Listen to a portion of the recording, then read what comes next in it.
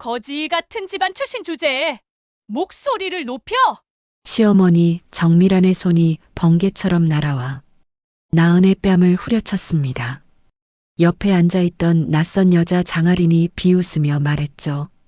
이제 물러나세요. 나은은 2살 딸을 안고 빗속으로 나가며 핸드폰을 꺼냈습니다. 아버지, 저예요. 회사 하나만 파산시켜 주세요. 전화기 너머로 아버지의 목소리가 들려왔습니다. 그래 알았다. 3일이면 충분하다. 과연 나은의 아버지는 누구였을까요? 그리고 3일 후에는 어떤 일이 벌어졌을까요? 시청 전에 구독과 좋아요 꼭 부탁드립니다. 영상 제작에 큰 힘이 됩니다. 야근을 마치고 집에 도착한 나은은 현관문을 열었습니다. 오늘은 나은의 32번째 생일이었죠. 하지만 아무도 축하해주지 않았습니다. 현관에 낯선 하이힐이 놓여 있었습니다. 붉은색 명품 구두였죠.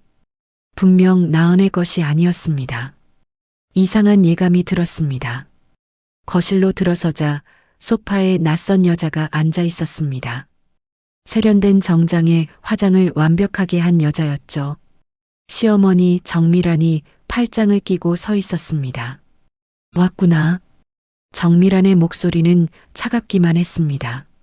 나은은 가방을 내려놓으며 물었습니다. 어머님, 이분은 누구세요? 정밀한이 턱으로 소파의 여자를 가리키며 말했습니다.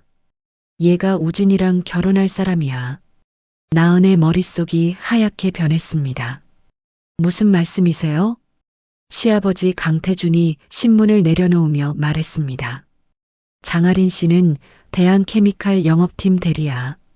우리 회사 거래처 담당자지. 그쪽에서 우리 우진이를 마음에 들어 하시더라고. 나은은 남편 강우진을 바라봤습니다. 우진은 고개를 돌리고 있었습니다. 우진아, 이게 무슨 일이야? 나은의 목소리가 떨렸습니다. 우진은 여전히 대답하지 않았습니다. 소파에 여자 장아린이 다리를 꼬고 앉으며 말했습니다. 나은 씨, 이쯤에서 정리하시는 게 서로를 위한 길이에요. 정리라니요? 저는 우진 씨의 아내예요. 나은의 목소리가 높아졌습니다. 바로 그때였습니다. 정밀한이 다가오더니 나은의 뺨을 세게 때렸습니다. 짝! 거실의 소리가 울려 퍼졌습니다. 거지 같은 집안 출신 주제에 목소리를 높여 정밀한의 눈빛이 차갑게 식어 있었습니다. 나은의 뺨이 화끈거렸습니다. 눈물이 났지만 참았습니다. 어머님, 제가 뭘 잘못했습니까? 잘못? 3년 동안 우리 집안 체면만 깎아먹었잖아. 이름도 모를 작은 회사 다니면서 쥐꼬리만한 월급 받고. 우리가 누군데? 우진산업은 대한케미칼이랑 거래하는 회사야. 그런데 며느리가 그 꼴이라니. 정밀한의 목소리는 점점 커졌습니다. 장아린이 미소를 지으며 끼어들었습니다. 저는 대한케미칼에서 우진산업 계약을 담당하고 있어요. 이번 분기 계약 규모가 30억인데 제가 결정권을 가지고 있죠. 나은 씨도 아시겠지만 우진산업 매출의 85%가 대한케미칼에서 나와요. 할인의 말에는 협박이 섞여 있었습니다. 강태준이 덧붙였습니다. 서로 윈윈하자는 거야. 넌 위자료 받고 깔끔하게 나가고 우리는 회사 키우고. 나은은 숨이 막혔습니다. 3년 동안 이 집에서 견디며 살았습니다. 작은 회사 다닌다고, 돈 없다고, 능력 없다고 매일 들었던 말들이 떠올랐습니다. 그런데 이제는 아예 쫓아내려는 거였습니다. 나은은 천천히 고개를 들었습니다. 알겠습니다. 정말? 정밀한이 놀란 표정을 지었습니다. 네, 나가겠습니다. 대신 위자료는 필요 없어요. 현명한 선택이네요. 장아린이 만족스럽게 웃었습니다. 나은은 안방으로 들어가 짐을 챙겼습니다. 옷 몇 벌과 중요한 서류들만 가방에 넣었죠. 그리고 가장 소중한 것, 잠들어 있는 딸 서아를 조심스럽게 안았습니다. 거실로 나오자 정밀한이 비웃듯 말했습니다. 가난한 집안 사람들은 역시 쉽게 포기하네.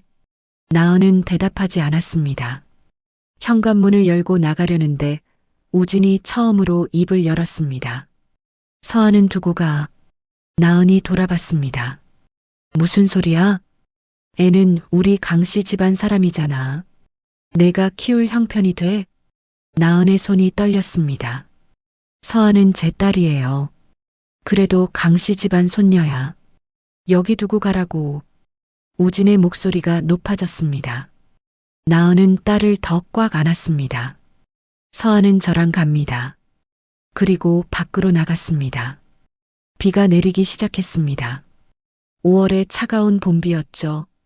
나은은 빗속을 걸으며 핸드폰을 꺼냈습니다. 전화번호를 눌렀습니다. 여보세요? 전화기 너머로 익숙한 목소리가 들렸습니다. 아버지, 저예요. 나은아, 무슨 일이니? 아버지 한재윤의 목소리에서 걱정이 묻어났습니다. 나은은 빗물을 닦으며 말했습니다. 회사 하나만 파산시켜 주세요. 뭐? 우진산업이요. 3년 동안 제가 살았던 시댁회사예요. 한재윤은 잠시 침묵했습니다. 무슨 일이 있었니? 나중에 말씀드릴게요. 지금은 그냥 해주세요. 딸의 목소리에서 뭔가를 느낀 한재윤이 말했습니다. 알았다. 3일이면 충분하다. 감사합니다, 아버지. 전화를 끊고 나은은 택시를 잡았습니다. 기사님, 한남동으로 가주세요. 택시가 출발했습니다. 빗물이 창문을 두드렸습니다. 나은은 품 안의 딸을 내려다봤습니다. 서한은 평화롭게 잠들어 있었죠. 괜찮아. 엄마가 다 해결할게. 나은은 작게 속삭였습니다. 택시는 강남대로를 달렸습니다. 시댁 식구들은 아직 몰랐습니다. 자신들이 누구를 쫓아냈는지. 한남동 대저택. 대문이 열리고 나은이 들어섰습니다. 집사박 선생이 우산을 들고 마중 나왔습니다. 아가씨, 어서 오세요. 회장님께서 기다리고 계십니다. 나은은 서아를 안고 저택 안으로 들어갔습니다. 거실에서 한재윤이 기다리고 있었습니다. 대한그룹 회장, 업계 5손가락 안에 드는 재벌이었죠. 아버지, 나은의 목소리가 떨렸습니다. 한재윤이 다가와 손녀를 조심스럽게 안았습니다. 서아는 잘 있었니? 네, 잘 자고 있어요. 한재윤은 서아를 방에 눕혀주고 돌아왔습니다. 이제 말해보렴. 무슨 일이 있었는지. 나은은 3년간 시댁에서 겪었던 일들을 차근차근 설명했습니다. 매일 듣던 멸시와 모욕, 작은 회사 다닌다는 이유로 받았던 무시, 그리고 오늘 있었던 일까지. 한재윤의 눈빛이 점점 차갑게 변했습니다. 내 연녀 앞에서 뺨을 맞았다고? 네. 그리고 그 여자가 대한케미칼 직원이라고? 장아린이라는 영업팀 대리예요. 우진산업 담당자래요. 한재윤은 즉시 핸드폰을 꺼냈습니다. 전화를 걸었습니다. 대한케미칼 김 사장 나야. 예, 회장님. 전화기 너머로 긴장한 목소리가 들렸습니다. 우진산업이라고 하나? 아, 네. 저희 협력업체 중 하나입니다. 내일부터 거래 중단해. 예. 그게 무슨... 이유 묻지 마. 그냥 해. 그리고 영업팀 장아린이라는 직원징계위원회에 회부해. 리베이트 받았는지 전수조사하고. 알겠습니다, 회장님. 전화를 끊고 한재윤이 말했습니다. 이제 시작이다. 아버지, 너무 심한 거 아니에요? 심해? 내 딸 뺨을 때린 사람들한테? 한재윤의 목소리에는 분노가 섞여 있었습니다. 하지만 우진산업은 작은 회사예요. 직원들도 있고. 걱정 마. 잘못한 사람만 대가를 치를 거야. 한재윤은 서재로 들어가 또 다른 전화를 걸었습니다. 이번엔 대한그룹 전략실장이었습니다. 우진산업협력업체 리스트 확보해. 그리고 각 업체 담당자들한테 연락해. 대한그룹이 우진산업과 거래 중단했다는 소식 흘려. 공식 발표는 아니고 그냥 소문으로. 알겠습니다, 회장님. 한재윤은 창밖을 바라봤습니다. 밤하늘에 빗줄기가 내리고 있었습니다. 다음 날 아침, 우진산업 사무실. 강태준이 출근하자마자 비서가 달려왔습니다. 사장님, 대한케미칼에서 연락 왔습니다. 뭐래?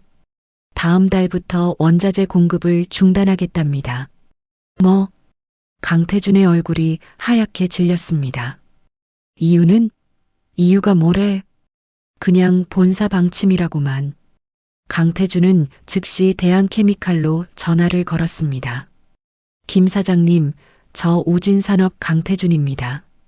아, 강 사장님. 대한케미칼 김 사장의 목소리가 어색했습니다. 원자재 공급 중단이 무슨 말입니까? 우리 3년 동안 거래했잖습니까? 죄송합니다. 본사 지시사항이라. 본사 지시? 왜요? 우리가 뭘 잘못했습니까? 저도 자세한 이유는 모릅니다. 그냥 위에서 내려온 지시예요. 강 사장님, 다른 협력업체 찾아보시는 게. 전화가 끊겼습니다. 강태준은 멍하니 서 있었습니다. 우진산업 매출의 85%가 대한케미칼에서 나왔습니다. 원자재 공급이 끊기면 생산이 멈춥니다.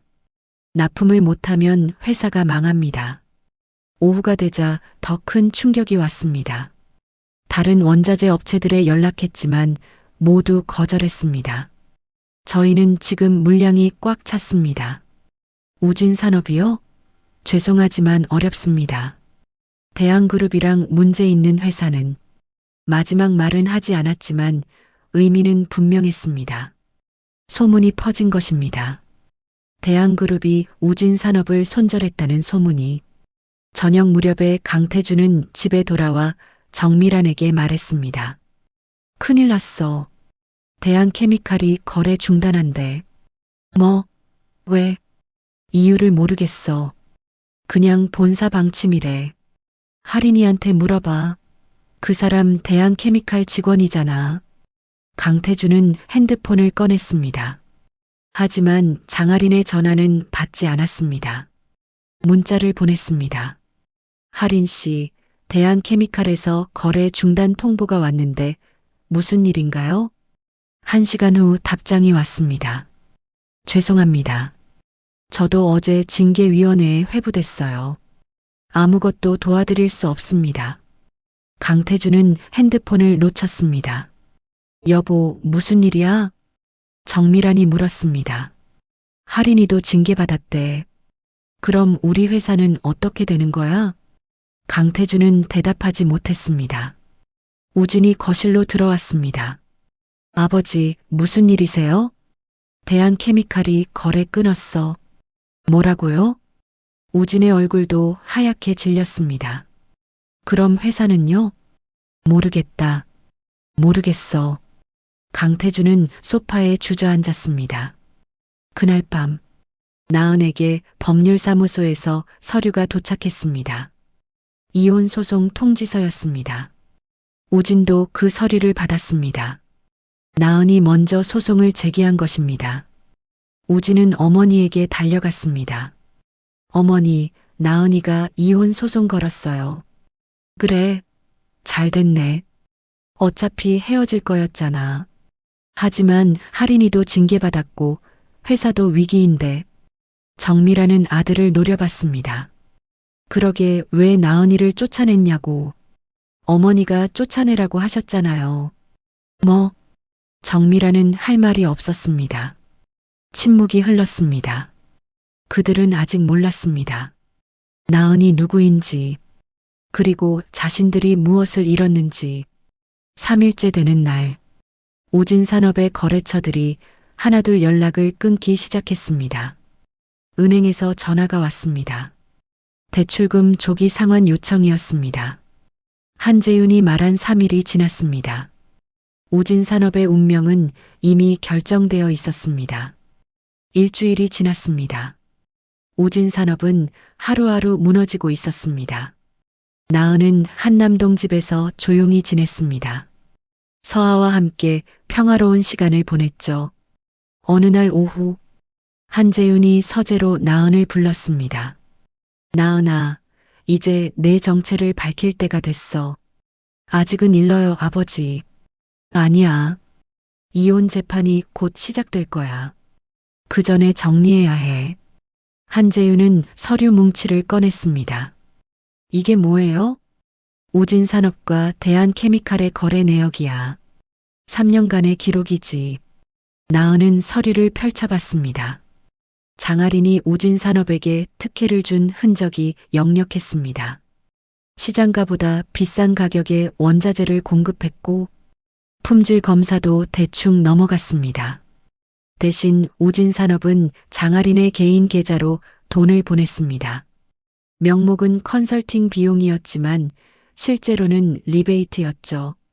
이것도 봐. 한재윤이 또 다른 서류를 건넸습니다. 장아린과 우진의 출장 기록이었습니다. 둘은 1년 전부터 같은 호텔에 투숙했습니다. 같은 날, 같은 장소에. 나은은 서류를 덮었습니다. 이미 알고 있었어요. 알았어? 네. 남편이 늦게 들어오는 날이 많아졌거든요. 핸드폰도 자주 확인하고. 그런데 왜 참았니? 나은은 창밖을 바라봤습니다. 제 배경을 숨기고 결혼했잖아요. 그 선택에 책임을 지고 싶었어요. 진짜 사람을 보고 싶었고요. 돈이 아니라 저를 사랑하는 사람인지. 시댁 식구들은 돈만 봤어요. 저는 안 봤죠. 한재윤은 딸의 어깨를 토닥였습니다. 이제 숨지 마. 내가 누구인지 보여줄 때야. 어떻게요? 이혼 재판에서 내 신분을 밝혀. 그리고 정당하게 끝내. 나은은 고개를 끄덕였습니다. 그날 저녁, 나은은 3년 전 결혼식을 떠올렸습니다. 상견례 자리에서 한재윤은 평범한 옷을 입고 나타났습니다. 고급차도 타지 않았습니다. 지하철을 타고 왔죠. 정미라는 한재윤을 보자마자 실망한 표정을 지었습니다. 어머님은 뭐 하세요? 아내를 일찍 여의고 혼자 살아요. 아, 그러시구나. 정미란의 목소리에서 무시가 묻어났습니다. 그런데 사돈께서 대한그룹 한재윤 회장님 닮으셨네요? 아, 그분 아세요? 당연하죠. 저희 우진산업이 대한케미칼이랑 거래하는데요. 한재윤 회장님은 업계에서 유명하시잖아요. 그런데 정말 닮으셨어요. 물론 회장님이 이렇게 평범한 옷을 입고 지하철을 타실 리는 없겠지만요. 정미라는 비웃듯 웃었습니다. 한재윤은 아무 말도 하지 않았습니다. 그저 미소만 지었죠. 나은은 그때 아버지에게 미안했습니다. 하지만 한재윤은 개의치 않는 듯 했습니다. 결혼식 날, 한재윤은 딸에게 조용히 말했습니다. 나은아, 힘들면 언제든 돌아와. 네, 아버지. 하지만 쉽게 포기하지 마. 내 선택이니까 끝까지 책임져봐. 그리고 언제나 기억해. 진짜는 결국 드러나. 나은은 그 말을 가슴에 새겼습니다.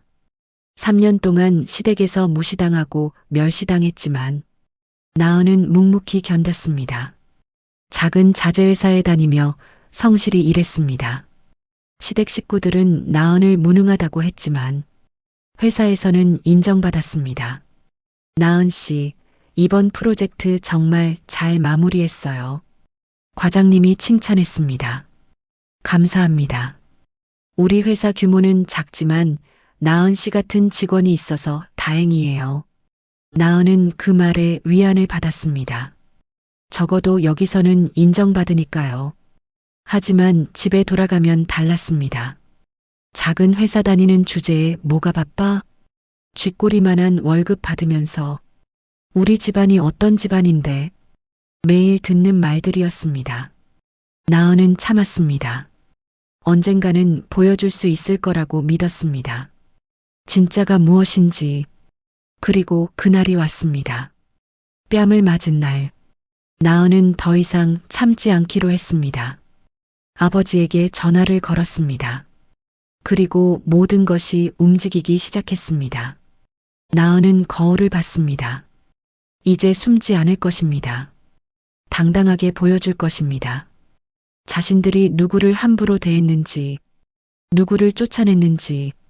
나은은 이혼 소송 서류를 정리했습니다. 재판 날짜가 잡혔습니다.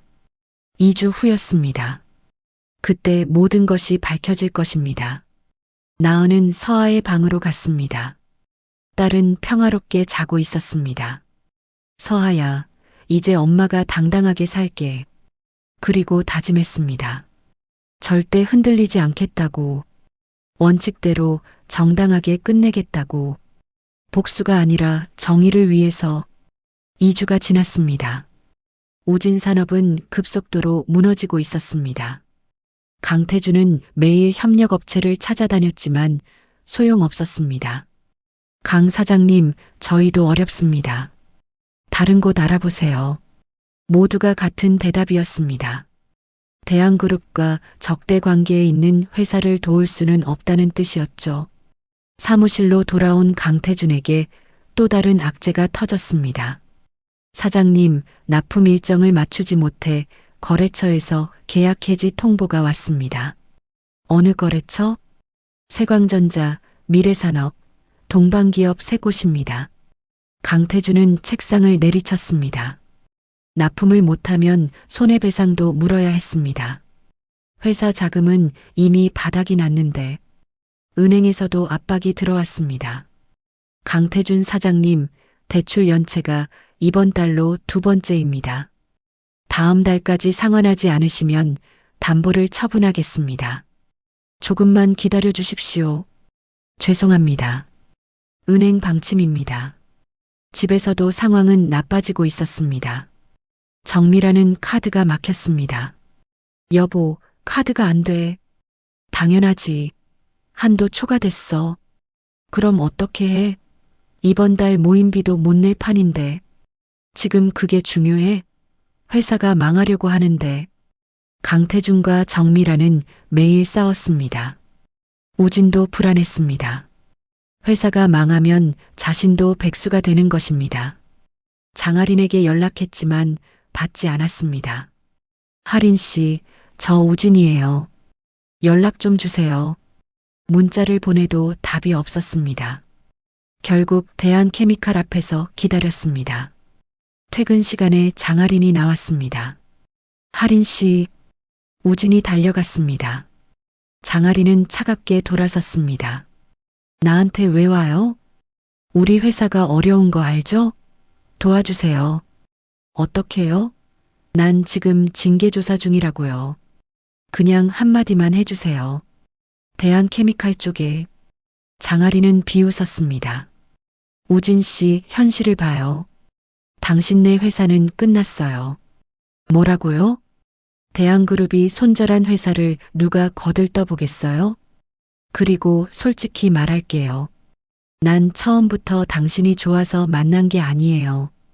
그럼요. 거래처 관리 차원이었죠. 장아리는 차가운 눈빛으로 우진을 봤습니다. 이제 쓸모없으니까 끝이에요. 연락하지 마세요. 장아리는 택시를 타고 떠났습니다. 우진은 그 자리에 서 있었습니다. 이용당한 것입니다. 집으로 돌아온 우진은 아무 말도 하지 못했습니다. 어떻게 됐어? 정미란이 물었지만 우진은 고개만 저었습니다. 그날 밤 강태준은 술을 마셨습니다.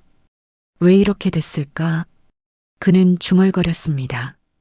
대한케미칼이랑 잘 지내왔는데 갑자기 거래를 끈다니.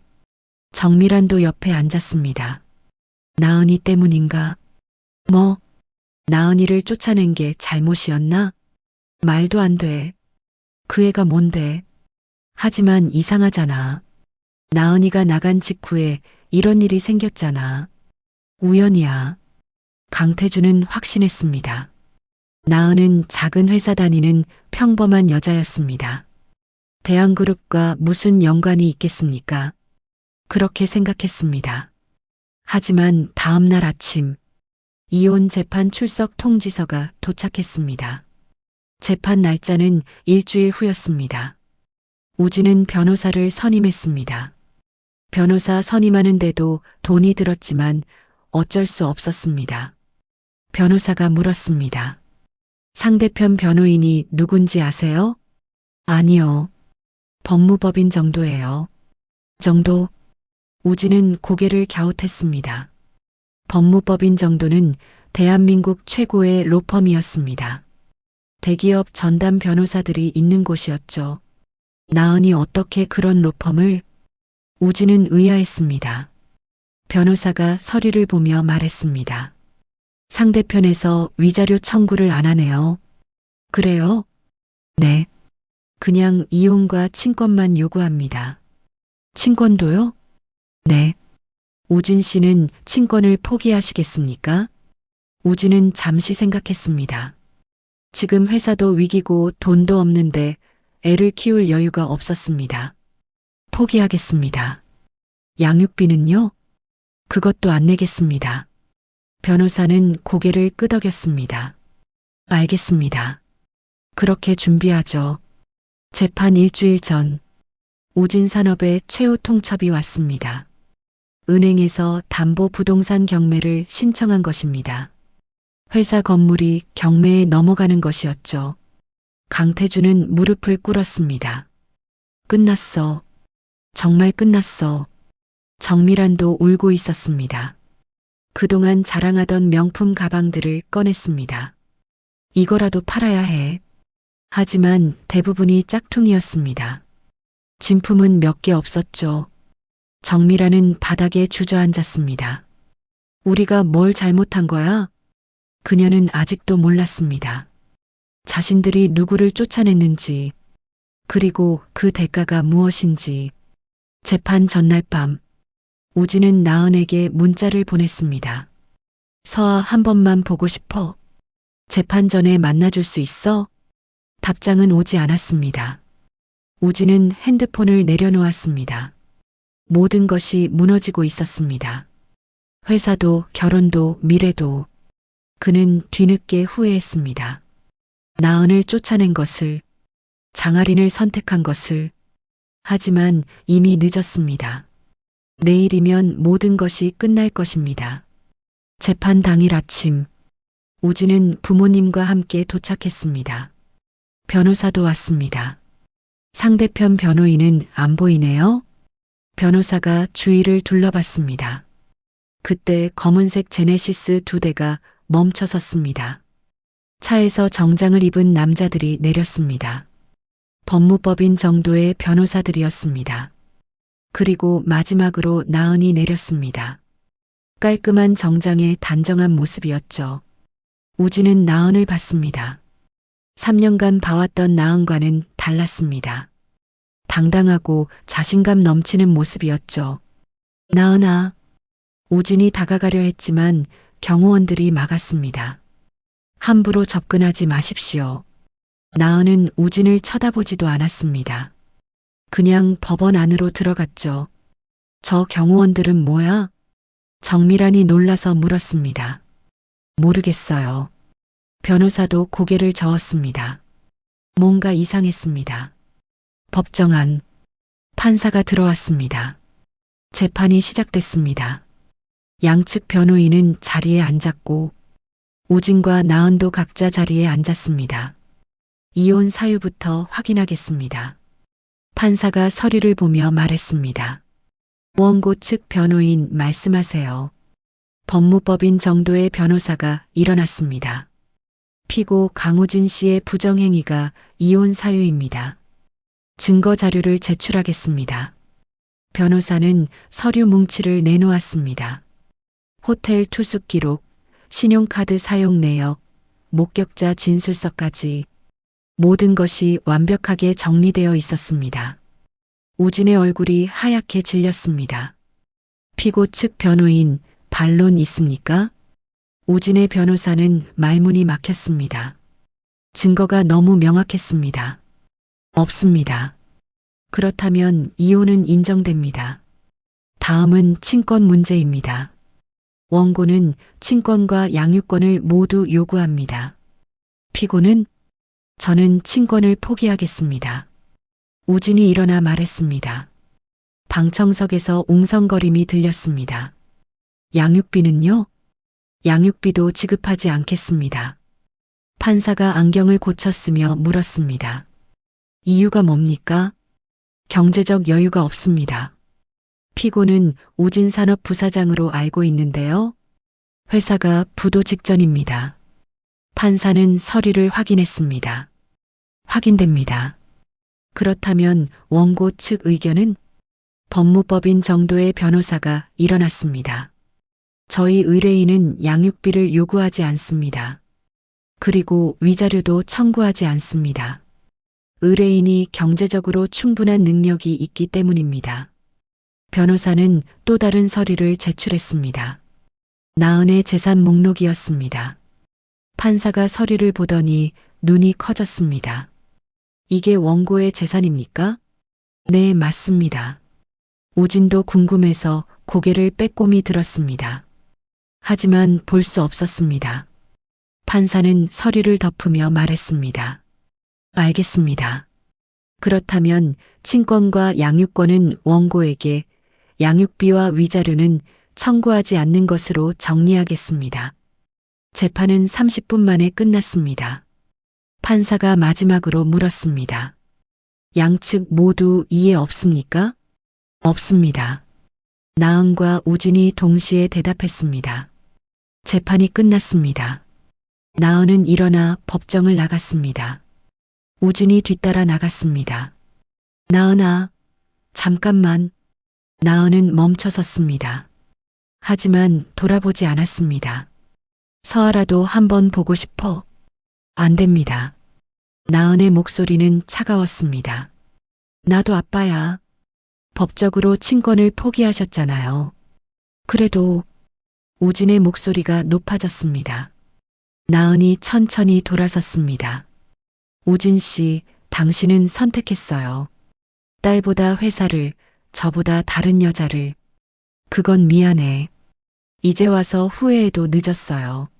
나은은 다시 돌아서서 걸어갔습니다. 우진은 그 뒤를 바라만 봤습니다. 정미란과 강태준도 복도로 나왔습니다. 저 여자 뭔가 이상해. 정미란이 말했습니다. 뭐가? 경호원들, 고급차 변호사들도 저런 게 어디서 났겠어? 정미란은 불안했습니다. 뭔가 놓친 것 같았습니다. 법원을 나와 주차장으로 향하는데 나은 옆에 한 남자가 나타났습니다. 한재윤이었습니다. 수고했어, 나은아. 감사합니다, 아버지. 이제 끝났니? 아직 아니에요. 이제 시작이죠. 한재윤은 고개를 끄덕이며 차에 탔습니다. 나은도 차에 올랐습니다. 차가 출발하려는 순간 정미란이 그 모습을 봤습니다. 여보, 저 남자. 뭐? 저 남자 어디서 본 것 같은데. 누구? 그때 차가 떠났습니다. 정미란은 얼굴이 하얗게 질렸습니다. 상견례 때 봤던 얼굴이었습니다. 나은의 아버지. 그런데 그 남자가 설마. 정미란은 고개를 저었습니다. 말도 안 돼. 그날 저녁 정미란은 인터넷을 검색했습니다. 대한그룹 한재윤 회장 사진이 나왔습니다. 정미란은 핸드폰을 떨어뜨렸습니다. 그 남자였습니다. 상견례 때 봤던 평범한 옷을 입은 남자. 나은의 아버지. 대한그룹 회장 한재윤. 여보, 여보. 정미란이 비명을 질렀습니다. 강태준이 달려왔습니다. 왜 그래? 나은이 아버지. 나은이 아버지가. 뭐? 대한그룹 회장이야. 정미란은 떨리는 손으로 핸드폰을 보여줬습니다. 강태준도 사진을 보고 얼어붙었습니다. 말도 안 돼. 사실이야. 상견례 때 봤잖아. 이 사람이야. 강태준은 주저앉았습니다. 모든 퍼즐이 맞춰졌습니다. 대한케미칼의 갑작스러운 거래 중단, 협력업체들의 외면, 은행의 압박, 모두 한재윤의 지시였던 것입니다. 우리가 대한그룹 회장 딸을 쫓아냈어. 강태준은 중얼거렸습니다. 어떻게? 정미라는 패닉 상태였습니다. 우진도 그 얘기를 들었습니다. 불가능해. 나은이가 재벌 딸일 리 없어. 하지만 사실이었습니다. 모든 증거가 그것을 가리키고 있었습니다. 그날 밤 우진산업 식구들은 잠을 이룰 수 없었습니다. 자신들이 무엇을 했는지, 누구를 함부로 대했는지 이제야 깨달았습니다.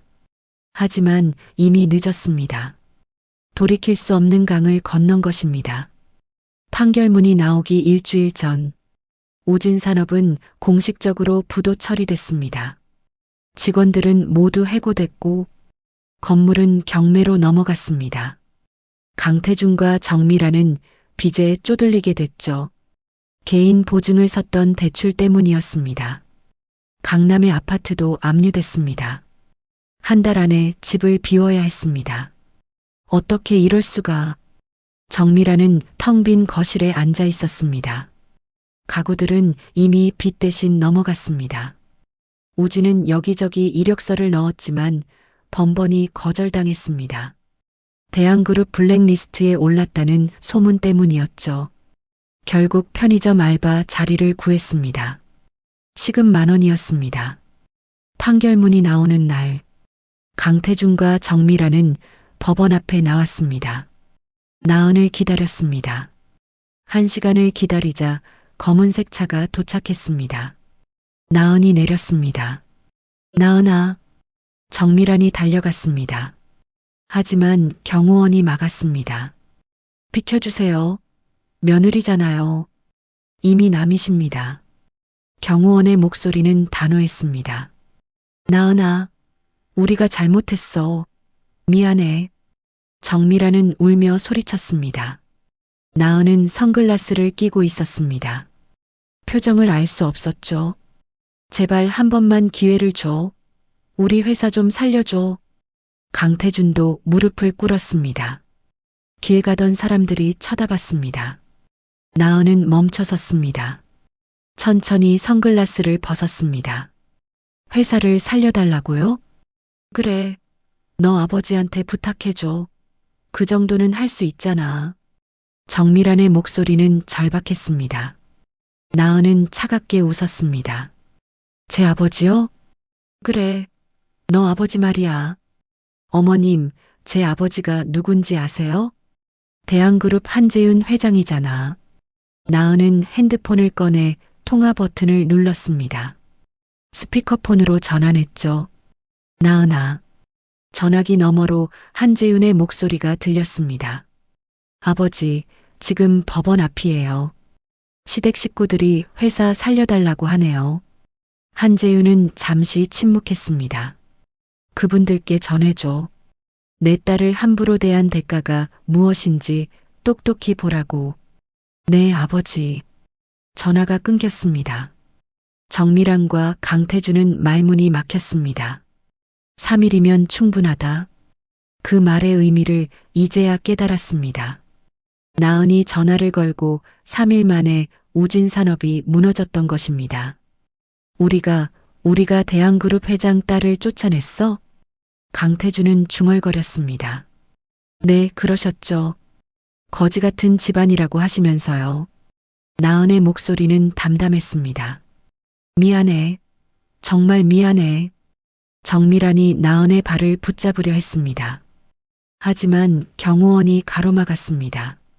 어머님, 저를 쫓아낼 때는 미안하지 않으셨죠? 나은은 한 걸음 물러섰습니다. 제 뺨을 때리실 때도 미안하지 않으셨고요. 내 연녀 앞에서 거지 같은 집안이라고 하실 때도 미안하지 않으셨잖아요. 나은아, 이제 와서 미안하다고 해서 뭐가 달라지나요? 나은의 눈빛은 차가웠습니다. 우진도 달려왔습니다. 편의점 알바복을 입은 채였습니다. 나은아, 제발. 우진 씨도요. 장아린 씨 선택하실 때 후회 안 하셨죠? 그건 내가 잘못했어. 딸 포기하실 때도 후회 안 하셨고요. 그때는 돈이 없어서 변명은 됐어요. 이제 저희는 남이에요. 나은은 법원 안으로 들어갔습니다. 경호원들이 뒤따랐습니다. 나은아, 나은아. 정밀한의 외침이 뒤에서 들렸지만 나은은 돌아보지 않았습니다. 판결문을 받은 나은은 차에 올랐습니다. 기사님, 출발하세요. 차가 움직였습니다. 창밖으로 무릎 꿇고 있는 시댁 식구들이 보였습니다. 나은은 창문을 올렸습니다. 더 이상 볼 필요가 없었습니다. 그날 저녁에 나은은 한남동 집에서 서아와 저녁을 먹었습니다. 엄마, 맛있어. 서아가 웃으며 말했습니다. 그래, 우리 서아 많이 먹어. 나은도 미소를 지었습니다. 한재윤이 거실로 들어왔습니다. 오늘 어땠니? 법적으로 모두 정리됐어요. 그래, 수고했다. 한재윤은 손녀를 안아들었습니다. 서아야, 할아버지가 맛있는 거 사줄까? 좋아요. 서아가 환하게 웃었습니다. 나은은 그 모습을 보며 생각했습니다. 이제 정말 끝났다고. 법적으로도 감정적으로도 더 이상 시댁과는 아무 관계가 없었습니다. 한편 정미라는 작은 원룸에 앉아 있었습니다. 이사 온 지 일주일 된 곳이었습니다. 강남 아파트에서 작은 원룸으로 천국에서 지옥으로 떨어진 기분이었습니다. 우리가 뭘 잘못한 거지? 정미라는 중얼거렸습니다. 강태주는 대답하지 않았습니다. 그도 알고 있었습니다. 돈만 보고 사람을 판단했던 것, 그리고 가장 소중한 것을 버렸던 것, 후회해도 소용없었습니다. 이미 엎질러진 물이었으니까요. 한 달이 지났습니다. 우진 산업은 완전히 사라졌습니다. 경매로 넘어간 건물은 다른 회사가 인수했습니다. 직원들은 뿔뿔이 흩어졌죠. 강태주는 경비 일자리를 구했습니다. 월급은 200만 원이었습니다. 예전에는 직원들한테 주던 월급보다 적었습니다. 매일 밤 건물을 지키며 강태주는 생각했습니다. 어떻게 이렇게 됐을까? 한때는 사장이었는데 정미라는 더 비참했습니다. 백화점 식품관에서 시식 도우미로 일했습니다. 하루 6시간, 시급 10,000원이었습니다. 손님들에게 고개를 숙이며 시식을 권해야 했죠. 드셔보세요. 정말 맛있어요. 정미란의 목소리는 쥐어짜듯 나왔습니다. 예전에는 백화점에서 쇼핑하던 사람이었습니다. 이제는 시식을 권하는 사람이 됐습니다.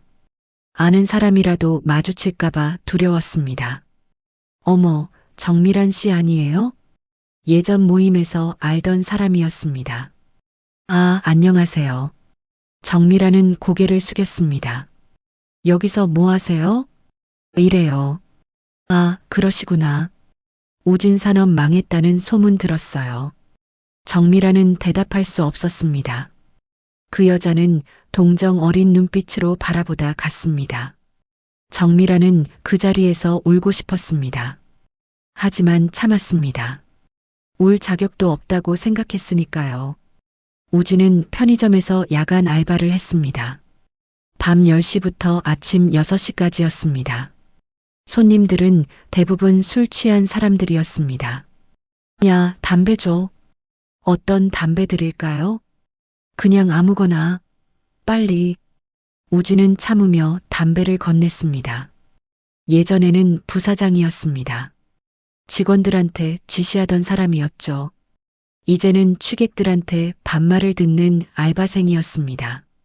새벽 4시 편의점에 한 여자가 들어왔습니다. 장아린이었습니다. 우진은 깜짝 놀랐습니다. 하린 씨? 장아린도 우진을 봤습니다. 순간 당황한 표정을 지었죠. 우진 씨, 여기서 뭐 해요? 이래요. 보시다시피. 아, 그러시구나. 장아리는 물건을 집어들고 계산대로 왔습니다. 우진은 바코드를 찍었습니다. 3,500원입니다. 장아리는 카드를 건넸습니다. 결제하는 동안 침묵이 흘렀습니다. 하린 씨는 어떻게 지내요? 우진이 물었습니다. 징계받고 그만뒀어요. 다른 회사로 이직했고요. 그렇구나. 우진 씨는 힘들겠네요. 장아린의 목소리에는 동정이 섞여 있었습니다. 괜찮아요. 우진은 거짓말을 했습니다. 그럼 안녕히 가세요. 장아린은 물건을 들고 나갔습니다. 우진은 그 뒷모습을 봤습니다. 한때는 자신의 미래라고 생각했던 여자였습니다. 이제는 남이었습니다. 그날 새벽, 우진은 편의점 앞 벤치에 앉았습니다. 해가 떠오르고 있었습니다. 어떻게 이렇게 됐을까? 우진은 하늘을 바라봤습니다. 나은의 얼굴이 떠올랐습니다. 성실하고 착했던 아내, 자신을 사랑했던 여자. 그런데 자신은 무엇을 했을까? 다른 여자를 선택했고 딸까지 포기했습니다. 후회가 밀려왔습니다. 하지만 돌이킬 수 없었습니다. 3개월 후 강태준은 경비실에서 신문을 봤습니다. 대한그룹 관련 기사가 있었습니다. 그 사진 속에 나은이 있었습니다. 대한그룹 전략기획실 이사로 승진했다는 내용이었습니다. 최연소 임원이라고 했습니다. 강태준은 신문을 덮었습니다. 나은은 계속 올라가고 있었습니다. 반면 자신들은 바닥으로 떨어졌습니다. 정미란도 그 기사를 봤습니다. 백화점 휴게실에서였습니다. 동료가 물었습니다. 이 사람 아세요? 대한그룹 이사래요. 정미란은 고개를 저었습니다. 몰라요. 거짓말이었습니다. 너무 잘 알고 있었습니다. 자신이 쫓아낸 며느리였습니다. 뺨을 때렸던 여자였습니다. 정미란은 화장실로 갔습니다. 거울을 봤습니다. 초췌한 얼굴이 비쳤습니다. 주름이 늘었고 머리카락도 빠졌습니다. 예전에 화려했던 모습은 사라졌습니다. 우리가 잘못했어. 정미란은 거울 속 자신에게 말했습니다. 돈만 봤어. 겉모습만 봤어. 사람 자체를 안 봤어. 그래서 벌 받는 거야. 눈물이 흘러내렸습니다. 하지만 소용없었습니다. 후회해도 아무것도 바뀌지 않았으니까요. 우진은 편의점 알바를 그만뒀습니다. 다른 일자리를 구했습니다. 배달 일이었습니다. 오토바이를 타고 음식을 배달했죠. 비가 와도 눈이 와도 달려야 했습니다. 어느 날 배달을 가던 중 신호등에 멈춰 섰습니다. 옆 차선에 검은색 제네시스가 섰습니다. 뒷좌석 창문이 열렸습니다. 나은이 보였습니다. 서아를 안고 있었습니다. 우진은 숨이 멎었습니다. 나은아, 소리치려 했지만 목소리가 나오지 않았습니다. 신호등이 바뀌었습니다. 제네시스가 출발했습니다. 우진은 그 차를 바라봤습니다. 멀어지는 차 속에 자신의 딸이 있었습니다. 하지만 더 이상 자신의 딸이 아니었습니다. 우진은 헬멧 속에서 울었습니다. 아무도 보지 못하게.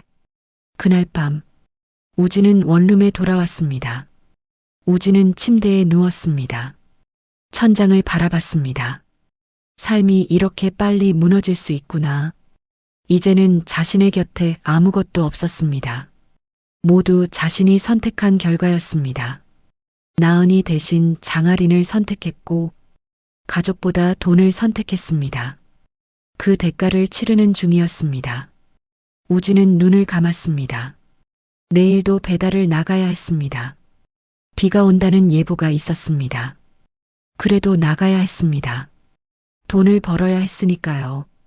화려했던 과거는 사라졌고 비참한 현재만 남았습니다. 그리고 미래는 보이지 않았습니다. 1년이 흘렀습니다. 계절이 바뀌고 또 바뀌었습니다. 나은은 대한그룹 전략기획실 상무로 승진했습니다. 33세 나이에 최연소 임원이 된 것입니다. 회사에서 인정받았고 능력을 증명했습니다. 오늘은 주말이었습니다. 나은은 서아와 함께 백화점에 왔습니다. 서아야, 뭐 사고 싶은 거 있어? 인형이요. 그래, 인형 사러 가자. 나은은 딸의 손을 잡고 왕구 매장으로 갔습니다. 행복한 시간이었습니다. 장난감을 고르고 난 후 10분간을 지나가게 됐습니다. 그때 익숙한 목소리가 들렸습니다. 드셔보세요. 정말 맛있어요. 나은은 고개를 돌렸습니다. 시식 코너에 정미란이 서 있었습니다. 1년 만에 보는 얼굴이었습니다. 주름이 깊어졌고 머리카락도 희끗희끗했습니다. 예전의 화려함은 어디에도 없었죠. 나은은 그냥 지나가려 했습니다. 하지만 서아가 먼저 말했습니다. 엄마, 저거 먹고 싶어요. 서아가 시식대를 가리켰습니다. 알았어. 나은은 시식대로 다가갔습니다. 정미라는 손님을 맞으려다 나은을 봤습니다. 얼굴이 하얗게 질렸습니다. 나은아? 정미란의 목소리가 떨렸습니다. 나은은 무표정하게 시식 음식을 집어 서아에게 줬습니다. 맛있니? 응, 맛있어요. 서아가 웃으며 대답했습니다. 나은아, 잠깐만. 정미란이 다가오려 했습니다. 나은은 한 걸음 물러섰습니다. 죄송한데 누구세요? 나은의 목소리는 차가웠습니다. 나야. 나 정미란이야. 아, 모르는 분이신데요. 나은은 서아의 손을 잡고 돌아섰습니다. 나은아, 제발. 정미란의 목소리가 뒤에서 들렸습니다. 우리 잘못했어. 정말 미안해. 나은은 걸음을 멈추지 않았습니다. 한 번만 봐줘. 정미란은 시식대를 벗어나 따라오려 했습니다. 하지만 매니저가 막았습니다. 정씨, 근무 중에 자리 이탈하시면 안 됩니다. 하지만 저 사람이 손님한테 패 끼치지 마세요. 정미란은 그 자리에 서야 했습니다. 나은은 뒤돌아보지 않고 갔습니다. 엄마, 저 아줌마 누구예요? 아무도 아니야. 몰라도 되는 사람이야. 나은은 딸에게 미소를 지어 보였습니다. 엘리베이터를 타고 내려가는 동안 나은은 생각했습니다. 1년 전 자신의 뺨을 때렸던 손, 거지 같은 집안이라고 말했던 입, 이제는 시식을 권하고 있었습니다. 나은은 감정이 동하지 않았습니다. 동정도 연민도 없었습니다. 그저 남이었습니다. 저녁에 한남동 집에서 가족이 모였습니다. 오늘 시어머니 봤어요. 나은이 저녁을 먹으며 말했습니다. 어디서? 백화점이요. 시식 도우미 하더라고요. 어떻게 했니? 모르는 사람이라고 했어요. 한재윤은 고개를 끄덕였습니다. 잘했어. 더 이상 내 삶에 들어올 필요 없어. 네, 아버지. 그런데 나은아. 네. 후회하지 않니? 그렇게 만든 것. 나은은 잠시 생각했습니다. 후회 안 해요. 저는 아무것도 안 했어요. 그냥 아버지한테 전화했을 뿐이에요. 한재윤은 미소를 지었습니다. 그래, 맞아. 넌 아무것도 안 했어. 그들이 스스로 무너진 거지. 나은도 고개를 끄덕였습니다. 잘못을 저지르면 대가를 치르는 법이었습니다. 정미라는 나은을 함부로 대했고 뺨까지 때렸습니다. 강태주는 며느리를 사람 취급하지 않았고 우진은 아내와 딸을 버렸습니다. 그 대가를 치르는 중이었습니다. 며칠 후 나은은 회사에서 보고서를 작성하고 있었습니다. 비서가 들어왔습니다. 상무님, 택배 왔습니다. 여기 놔주세요. 비서가 나가고 나은은 택배를 열었습니다. 편지 한 통이 들어 있었습니다. 정미란의 필체였습니다. 나은아, 정말 미안해. 우리가 너무 잘못했어. 돈만 보고 사람을 안 봤어. 내가 얼마나 좋은 사람인지 몰랐어. 이제 와서 하는 말이지만 넌 정말 훌륭한 며느리였어. 미안해. 정말 미안해. 용서는 바라지 않아. 그냥 미안하다는 말만 하고 싶었어. 나은은 편지를 읽고 서랍에 넣었습니다. 답장은 하지 않았습니다. 필요 없었으니까요. 퇴근 후 나은은 서아를 데리러 어린이집에 갔습니다. 엄마, 서아가 뛰어왔습니다. 우리 공주님, 오늘 하루 어땠어? 재밌었어요. 친구들이랑 놀았어요. 그래, 엄마한테 이야기해 줄래? 응. 차를 타고 집으로 가는 길, 나은은 백미러로 딸을 봤습니다. 카시트에 앉아 노래를 부르고 있었습니다. 행복해 보였습니다. 나은도 행복했습니다. 이제 과거는 정말 끝났습니다. 새로운 삶이 시작됐고 앞으로 나아가고 있었습니다. 그날 밤에 한재윤이 서재에서 나은을 불렀습니다. 나은아, 들어와 보렴. 네, 아버지. 나은은 서재로 들어갔습니다. 한재윤이 물었습니다. 1년 전 내가 한 말 기억하니? 어떤 말씀이요? 3일이면 충분하다고 했잖아. 네, 기억해요. 사실은 이틀이면 됐어. 하루 더 여유를 둔 거지. 나은은 웃었습니다. 아버지는 역시 대단하세요. 아니야. 나는 그냥 전화 몇 통 했을 뿐이야. 무너진 건 그들 스스로야. 기반이 약했으니까. 나은은 고개를 끄덕였습니다. 아버지, 그때 왜 물어보지도 않으시고 바로 해주셨어요? 한재윤은 잠시 생각하다 말했습니다. 내 목소리에서 들었어. 내 딸이 처음으로 도움을 청한다는 걸. 30년을 키웠는데 한 번도 도와달라고 한 적이 없었어. 그런데 그날 밤 내가 전화를 걸었지. 그 순간 알았어. 내가 견딜 수 없을 만큼 힘들었다는 걸. 나은의 눈시울이 붉어졌습니다. 그리고 내가 부탁하는 순간 이미 그 회사는 존재할 가치가 없어진 거야. 내 딸을 그렇게 만든 곳이니까. 아버지. 한재윤은 나은의 어깨를 토닥였습니다. 이제 됐어. 다 끝났어. 앞으로만 보자. 네. 나은은 아버지를 안았습니다. 오랜만에 아버지 품에 안긴 것 같았습니다. 한재윤은 딸의 등을 두드려 주었습니다. 1년 전 그 뺨의 대가. 우진산업은 파산했고 시댁 식구들은 모두 밑바닥으로 떨어졌습니다. 나은은 복수를 한 것이 아니었습니다. 그저 전화 한 통을 걸었을 뿐이었죠. 하지만 그 전화 한 통이 모든 것을 바꿔놓았습니다. 왜냐하면 나은은 처음부터 힘이 있었으니까요. 시댁 식구들은 그것을 몰랐습니다. 겉모습만 보고 판단했으니까요. 그리고 대가를 치렀습니다. 나은은 창밖을 바라봤습니다. 서울의 야경이 아름답게 펼쳐져 있었습니다. 저 어딘가에서 시댁 식구들도 밤을 보내고 있겠죠.